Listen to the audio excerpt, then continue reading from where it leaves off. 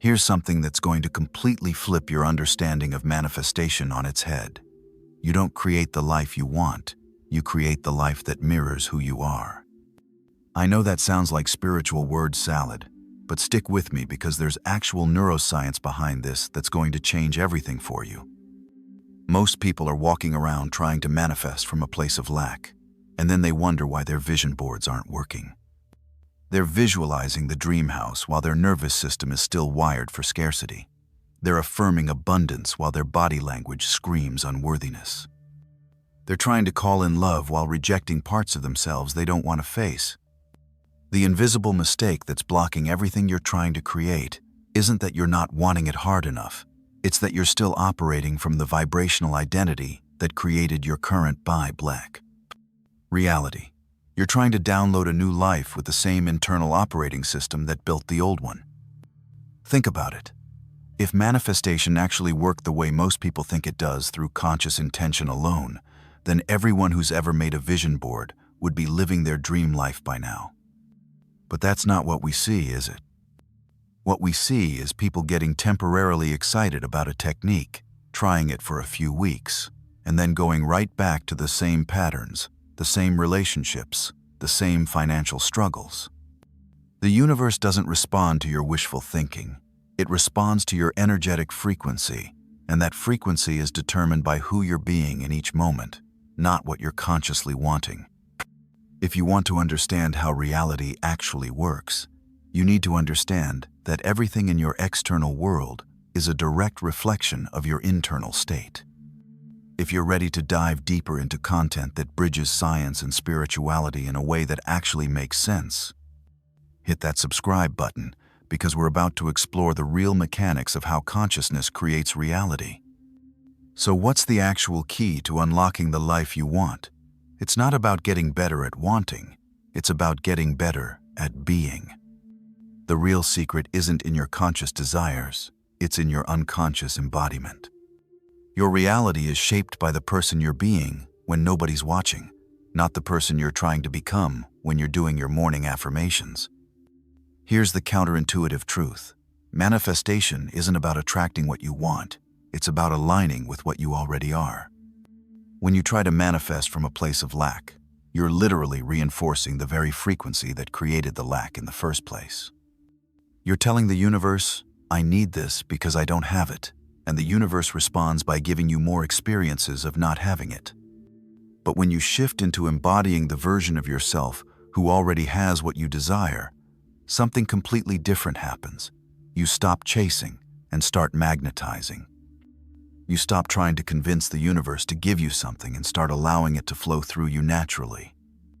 Think about someone who's naturally wealthy.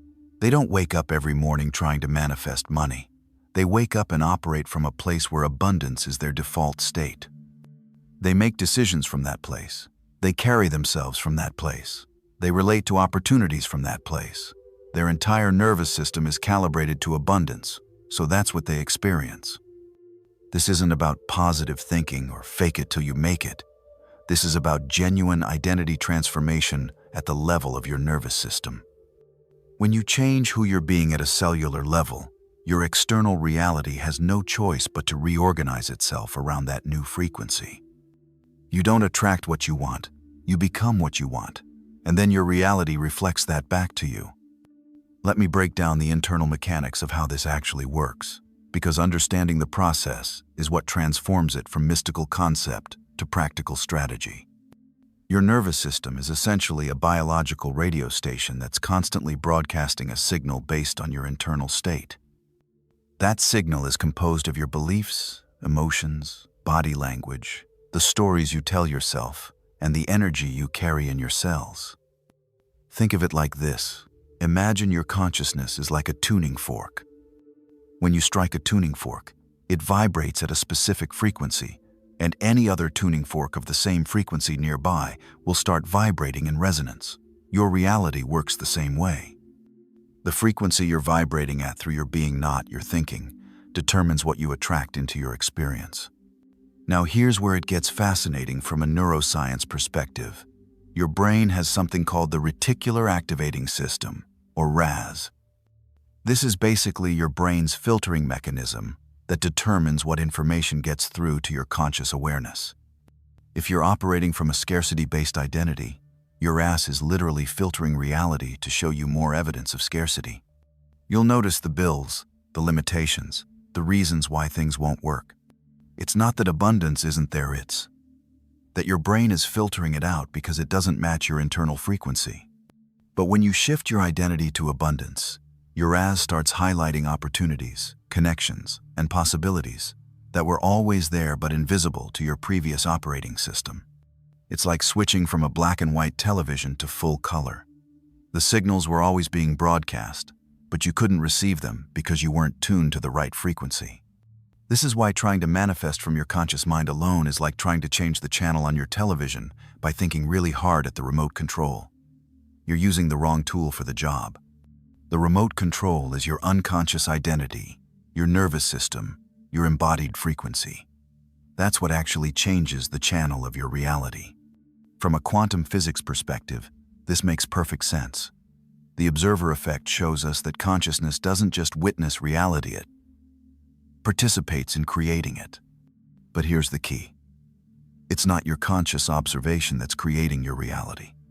It's your unconscious observation, the way you're constantly observing yourself and the world from your embodied identity. When you're operating from an identity of unworthiness, you're unconsciously observing yourself as someone who doesn't deserve good things. That observation collapses the wave function of infinite possibilities into experiences that match that frequency. But when you shift into embodying worthiness, you start unconsciously observing yourself as someone who naturally receives good things, and reality reorganizes to match that new observation. This is why transformation has to happen at the identity level, not just the behavior level. You can change your actions, but if your identity hasn't shifted, you'll keep sabotaging yourself back to your old frequency. Your nervous system will keep broadcasting the same signal, and you'll keep attracting the same experiences, just dressed up in different costumes. Here's where things get really interesting, because most of the manifestation techniques people are using are actually reinforcing the very frequency they're trying to escape. When you sit down to visualize your dream life while feeling desperate about your current circumstances, you're not practicing abundance, you're practicing the energy of lack while using abundance as a temporary escape. Think about how most people approach affirmations. They stand in front of the mirror saying, "I am wealthy," while their nervous system is screaming, "This feels like a lie." That internal conflict isn't creating wealth, it's creating more internal fragmentation. You're literally teaching your unconscious mind that abundance is something you have to convince yourself of, which reinforces the belief that it's not naturally true. The same thing happens with gratitude practices when they're done from the wrong frequency. People try to use gratitude as a tool to get more stuff, which turns it into a sophisticated form of manipulation.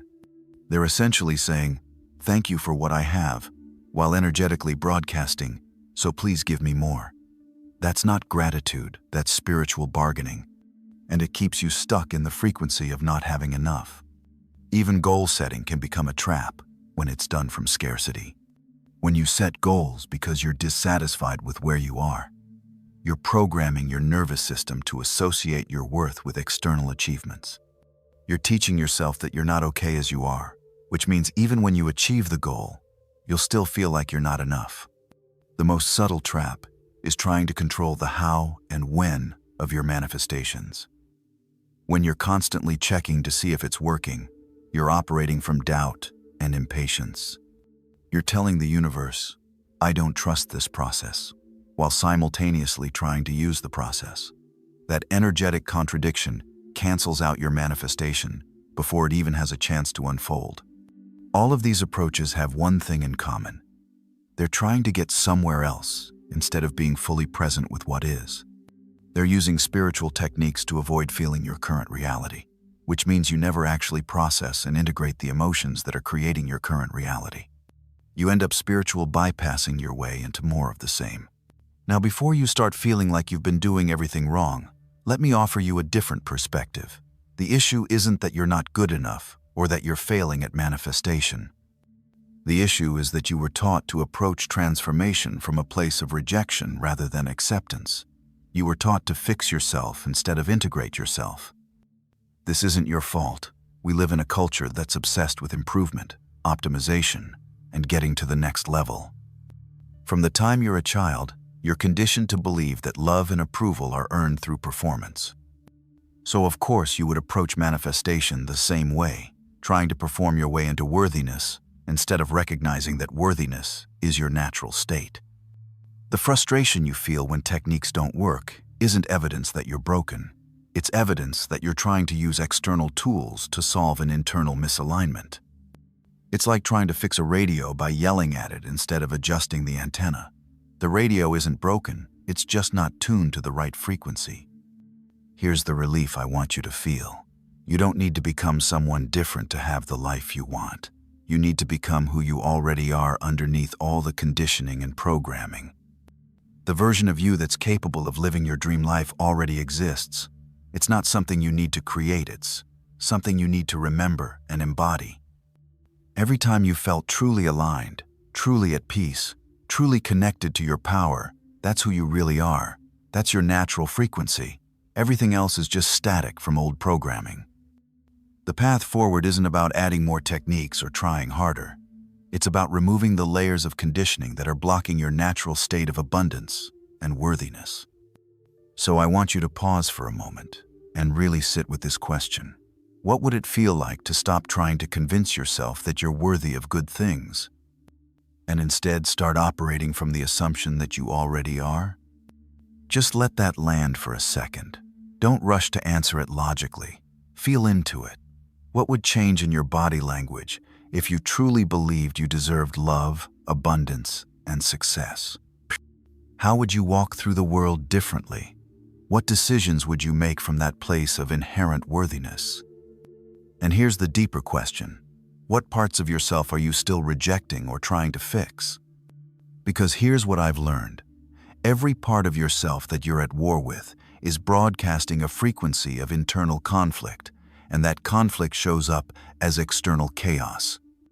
The universe can't give you peace if you're not at peace with yourself. It can't give you love if you're not willing to love all parts of who you are. Think about the judgments you have about other people. Those judgments are just mirrors, showing you the parts of yourself you haven't fully accepted yet. When you can look at someone else's behavior without needing to judge it, that's when you know you've integrated that aspect within yourself. Now let's talk about what actually works. The most powerful practice you can do is what I call identity rehearsal, and it's simpler than you think. Instead of visualizing what you want, start embodying who you would be if you already had it. This isn't about pretending or faking it. It's about accessing the part of you that already exists at that frequency. Every morning before you get out of bed, ask yourself, who am I being today? Not what are you doing, but who are you being? Then throughout the day, keep checking in with that question. When you're making decisions, ask, what would the version of me who already has my desired life choose in this moment? This isn't about copying someone else, it's about accessing your own higher frequency. The second practice is emotional regulation through presence. When you notice yourself getting triggered or falling into old patterns, instead of trying to change the emotion, just breathe and be present with it.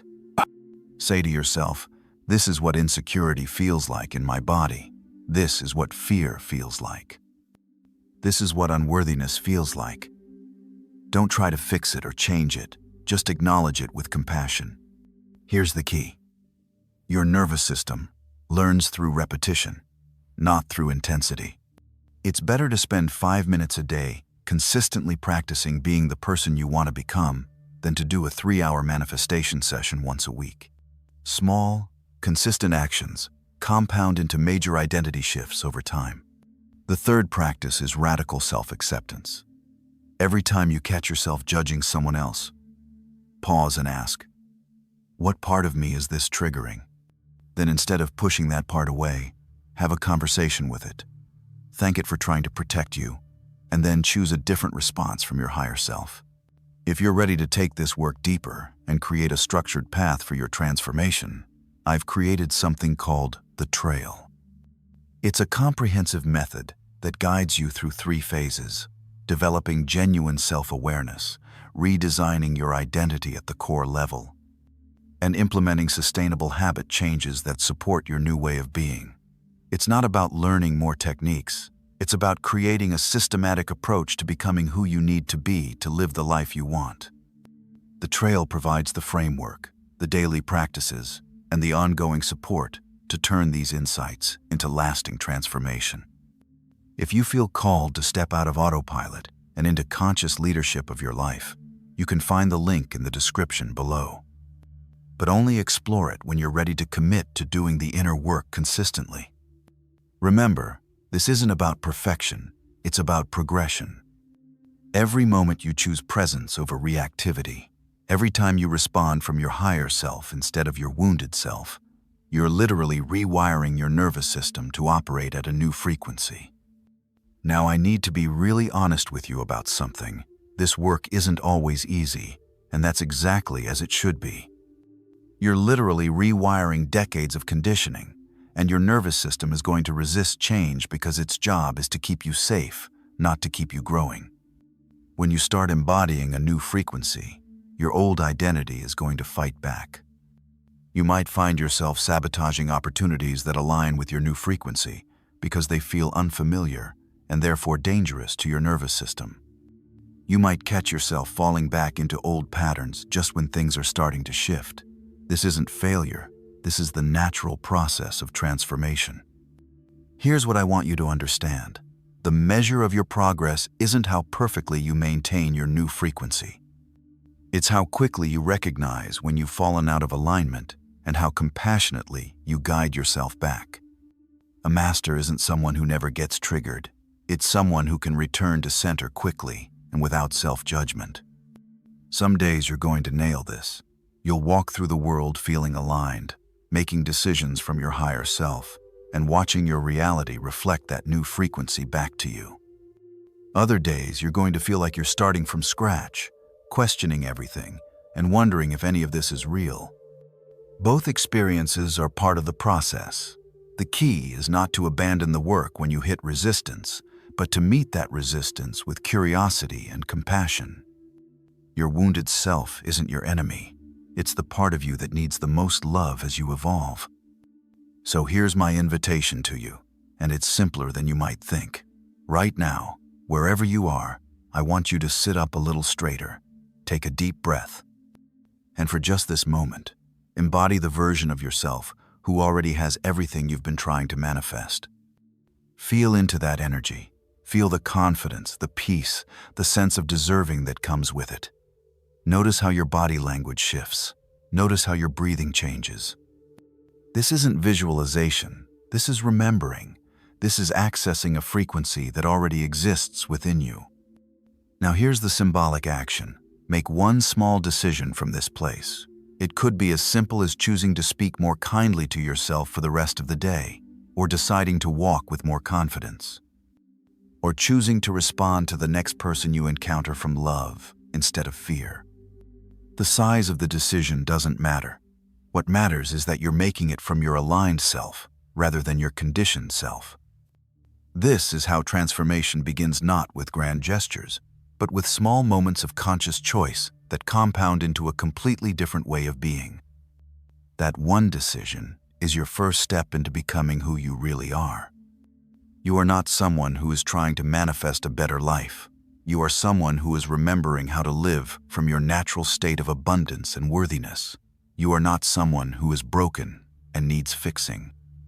You are someone who is removing the layers of conditioning that have been blocking your authentic power. The journey you're on isn't about becoming someone new. It's about becoming who you've always been underneath all the programming. And that journey doesn't end with this video. It continues with every conscious choice you make, every moment you choose presence over reactivity, every time you respond from love instead of fear. This is ongoing work, and it's the most important work you'll ever do because it's the foundation for everything else in your life. When you change who you're being, you change what you're creating. If this resonates with you and you want to continue exploring these ideas, I'd love to have you subscribe to the channel. Think of it as joining a community of people who are committed to living consciously, who understand that real transformation happens from the inside out, and who are willing to do the inner work required to create authentic change. Welcome to the journey.